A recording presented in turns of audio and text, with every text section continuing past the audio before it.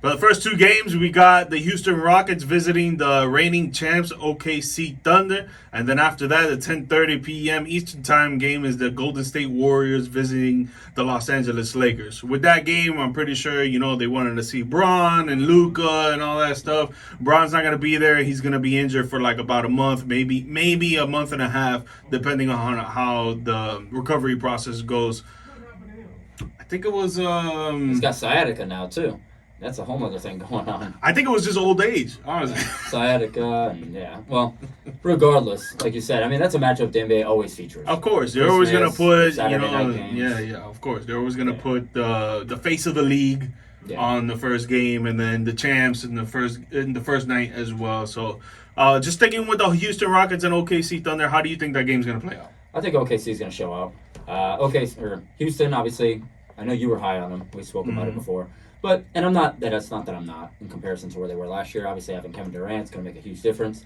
But Van Vliet being out for season, that's tough. That's tough. Kevin Durant's never been a leader. He looks great when the workload is taken off of him and things like that. But in terms of just being a pure leader, I know Team USA, he had some moments, but...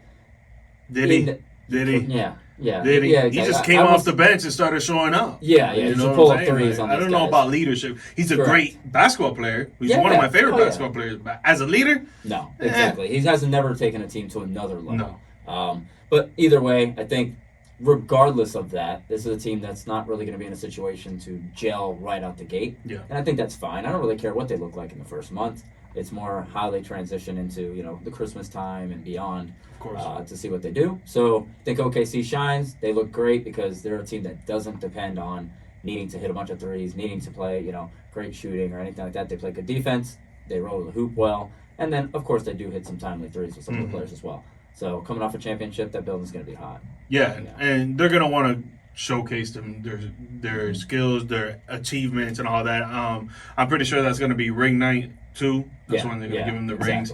They're going to be very excited. They're going to be on and popping since the get-go of the game to the end of the game. I think OKC is going to the young superstars, I feel like they mesh together, and then they're going to want to continue to show that they can mesh together. So I think they're going to take this game by storm. Golden State Warriors at LA Lakers. Who do you got? Luka's one of those guys that doesn't need a second person to play his best. I think it actually benefits him to have that kind of space on the floor.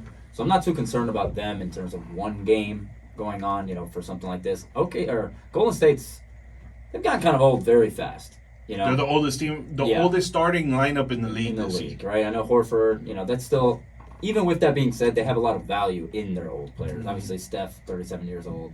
Horford, 104. Jimmy Butler, injured. Yeah. And I love Horford, obviously, Celtic guy. I've always called him a dinosaur since he's left OKC. When was it, like 2018? Yeah, exactly. I felt like I was in middle school now. Yeah, literally. This guy's been around forever. But either way, it's just, that's an aged team. I think Luka, who obviously I think he'll still shine. I know it's skinny Luka, whatever. I'm not really concerned about that either way, as a benefit or a negative. But I don't know about this Warriors team overall. I'm not very impressed with the roster. I know people like the playoff Jimmy thing, whatever. And defensively, that's a good addition as well. For any one given game, they have no bench. I was gonna say they have no depth. I don't love what they have going on, but at the same time, I can't say that I just absolutely love what the Lakers have going on in terms of with LeBron out. I think I'll still go with LA. I think Luka will have a hot night right out the gate. I know they're going to plan for that. You have Draymond and Jimmy to be able to play defense on him and rotate out. But I don't know.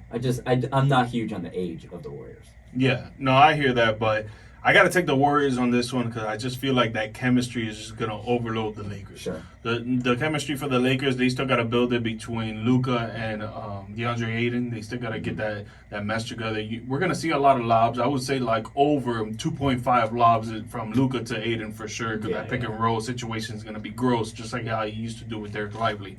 But when it comes to depth too, they don't have depth. I think Austin Reeves, he'll put on 15 points, maybe 20 points. Help out Luka when he's scoring 20 to 25 points. But we just got to see what DeAndre Ayton's going to do, because he's always good in the first 2 quarters. But when it comes to the second half of basketball games, he tends to fall off, and we really can't have that when you're going up against Draymond. Now, in addition to Al Horford, obviously Jimmy Butler and Stephen Curry. And they added Curry's brother, and that he's another 3-point splasher. He could probably make like 3 or 4 threes in this game. So I think the Warriors will just put up more points. I could see the Warriors winning by 6 in this one. Okay, yeah, I'm not against the.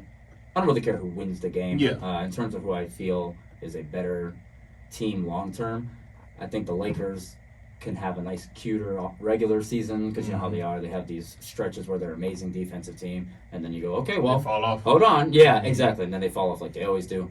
But I am very interested. What do you think of Jackson Hayes in comparison to DeAndre Ayton? Is that an upgrade to you? I think DeAndre Ayton is more aggressive.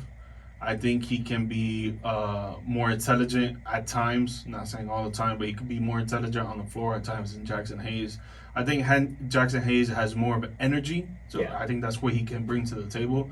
But if he doesn't get his mental game right, I don't think he's going to get so much playing time, because I think DeAndre Ayton, he's played with CP3. He's played with Devin Booker. He's played with players that know how to win and get to the deeper part of the playoffs and NBA Finals and stuff like that.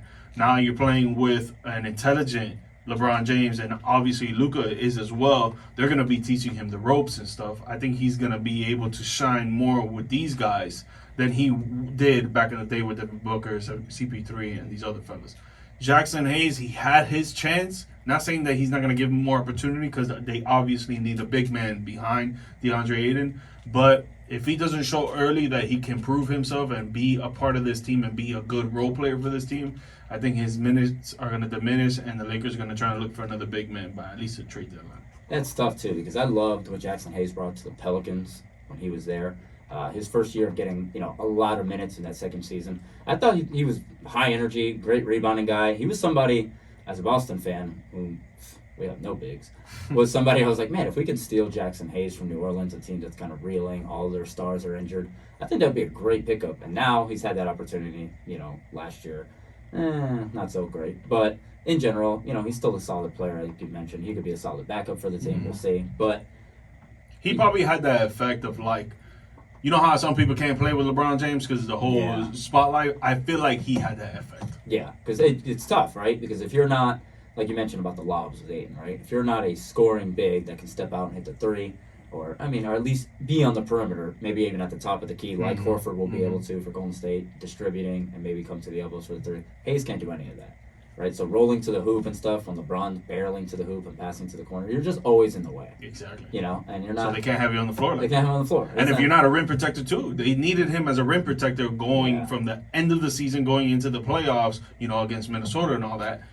He was nowhere to be found. Rudy Gobert put up like 50 points. He put up like 27 points, 20 rebounds, like 5 assists, and it's like, bro, come on, man.